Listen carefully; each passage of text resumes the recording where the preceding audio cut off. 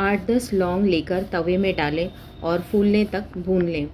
इसे हमें धीमी आंच पर भूनना है और इसे हमें जलाना नहीं है।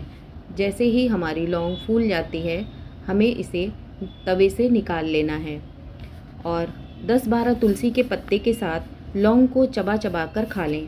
खांसी में बहुत आराम मिलेगा। इसे दिन में 2 बार खाएं और आधे घंटे तक पानी ना पिएं। वीडियो पसंद आया हो तो please like, share and subscribe करें चैनल को और बने रहें हमारे साथ, जिससे हम आपको अधिक से अधिक जानकारी वाले वीडियो दे सकें। वीडियो देखने के लिए बहुत बहुत धन्यवाद।